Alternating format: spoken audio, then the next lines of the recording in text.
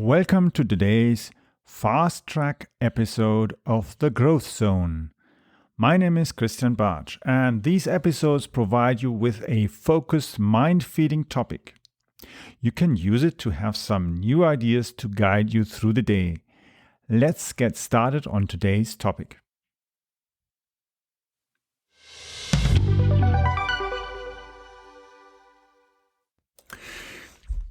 In today's episode, we will be looking a little bit more at what's happening in the industry, but as well what's happening actually in our environment. Have you noticed something? Well, if you are trying to be a cautious person, trying to avoid any kind of unnecessary risk in order not to get these viral stuff and other things, you will be parking, of course, your vehicle somewhere. Now, the police obviously has been, in some places, been told to generate cash flow. That's not a very sensible thing because they actually should be investing their limited time to focus on the real risks in society. I mean, catching the criminals who are robbing banks and doing other really bad things. That's where they should putting their time and investing that, and that's what we have police for, catching thieves and burglars and so on. That's where they are best at the place and not standing somewhere on the road and using speed cameras and other kind of stuff. They shouldn't be the right people doing this kind of thing. But obviously the governments are just wasting the resources.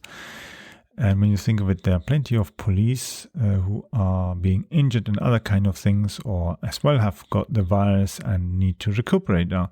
So you shouldn't be wasting the resources on silly stuff and really putting them on where it really matters. Because when you look at it, for instance, what's happening now? Before, you used to be at the office or in your factory working, and somebody would go during the day because they know that everybody is at work. The wife is shopping, the kids are at school, and you are at work. So they go and burgle your home. Now that everybody is, of course, in home office, the burglars have an economic problem. They can't go and burgle your home because everybody is at home. So what do? They start burgling the offices. Because, of course, in most cases, many offices are empty. And even if they disguise themselves, maybe they might be able to get away with it and go and steal a lot of equipment. Or they have the hackers who try to attack the companies and burgle them in a digital way because they know that most of their IT staff is at home. And if they cut their connection, they can't do anything because they practically have to get into the car and drive to the office in order to stop the hackers. But by the time they get there, the hackers have already left with all the data they want. So why should we have the police going around like tax collectors, fining you because maybe you have missed your MOT date and you've passed your MOT?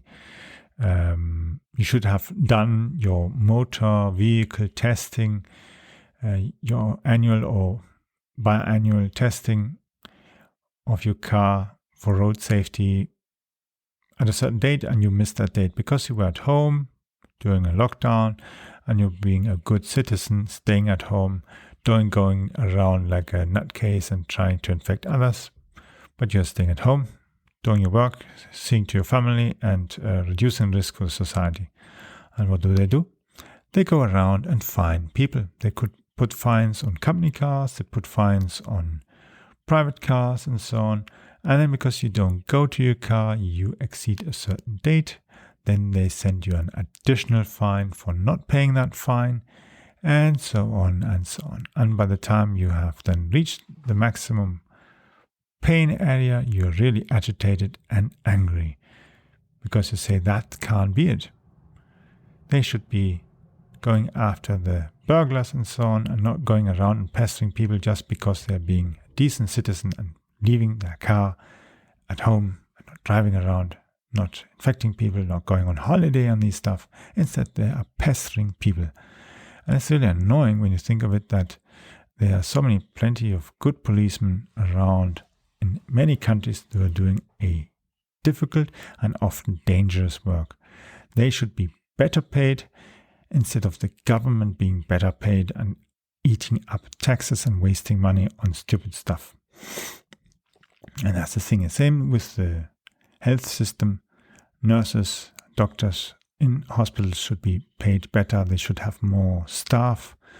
And when you've been in a hospital and you notice that even in Western countries like Germany, that they can leave you for several hours there without treating you, with having horrible pain and so on, or you are taking your kids to a hospital, to a children's hospital, and you notice that even the chairs, you can't sit on them because they're broken, you think, wait a minute, this isn't some third world developed country that doesn't have money for chairs, all that stuff, and they're just happy that at least they've got a doctor.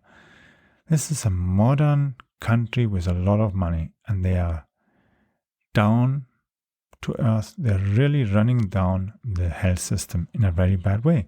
On the other hand, when you're an employer and you see how much healthcare money is actually pouring out of the salary of your employees into the health systems, then you're thinking, wait a minute, what are we getting actually for that money in return? It's little. It's little. It's less than 10%. And you think, wait a minute, is that really possible? In today's time, it's like daylight robbery. You don't want that.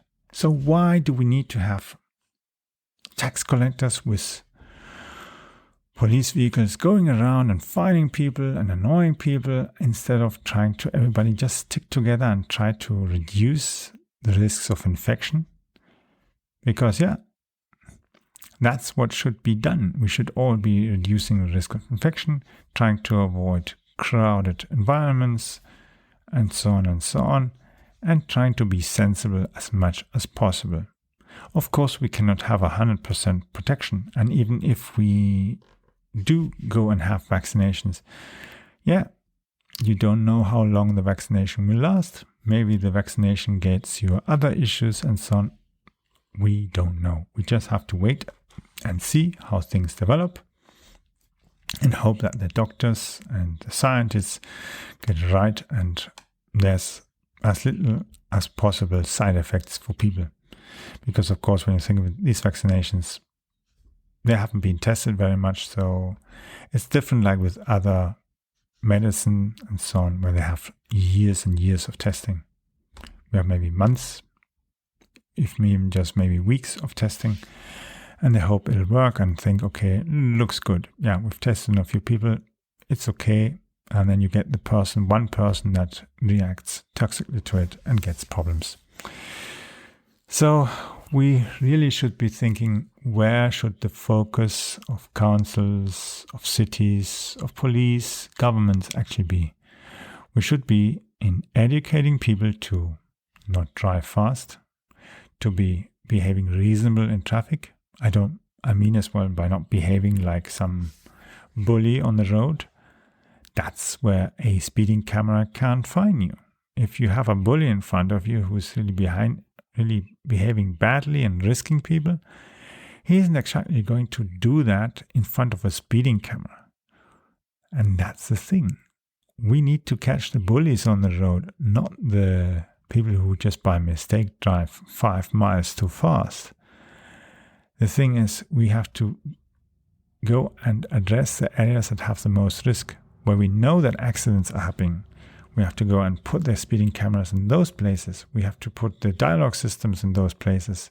And we have to have the right kind of technology and not overpaying. It's just crazy when I look at what governments and authorities are paying for equipment that they're putting on roads. It's just insane. I don't know, but who knows if these prices are even rigged? Tenders and all that kind of stuff. Tenders were supposed to reduce cartels and all these other things, but honestly, tenders don't reduce. If the people just do all these kind of fraud stuff, they make up the prices, create multiple companies, and then they just let the government waste the money on that side. So actually, the government is being foolish in many ways, just wasting our tax money. instead of going and putting the money in the healthcare system and in the roads, repairing roads, and as well putting in the schools. Our children need better books. They need better educated teachers. Teachers need more equipment, more modern equipment. And we must be as well enabled to have more up-to-date education systems. Universities, especially in countries where they have a lot of state-funded universities, you do tend to notice that they are just so behind time. It's unbelievable when I think of it. When I studied in Australia and I did my studies, a lot of it was done from home and from wherever I was. But even today, I couldn't get this kind of education or studying systems or distance education or home education. You couldn't even get that in places in many universities in Germany. That's crazy. And I think that's unbelievable that even in 10, 20 years, they haven't got that far. It just astonishes me and tells me that there's too much of people who are stopping innovation. And there are plenty of good professors in universities. We've got really good people in all around Europe, North America, India, China, and so on. We've got lots of very smart brains. But we've got as well a lot of people who are hindering these smart brains from really getting our students to be really the awesome employees that we need. They need to be innovative. And for that, we need to have good people at the right place. So let's hope for the future and stay safe.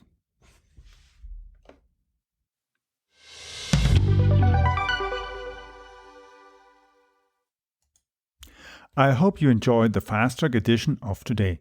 I would like to invite you to follow our show so that you don't miss the upcoming interviews with leaders in the market. Simply visit the website follow.prmediareach.com.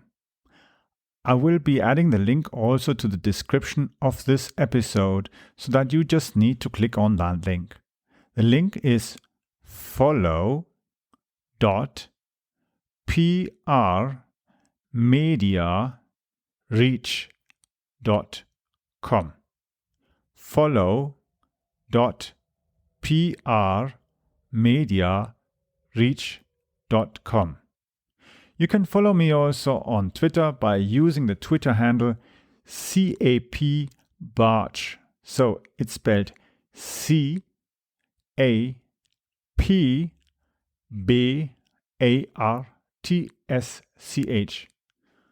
Or for those who are into sailing and flying, Charlie Alpha Papa Bravo Alpha Romeo Tango Sierra Charlie Hotel. Yes, that's CAP Barge. See you soon or hear you soon in the next episode.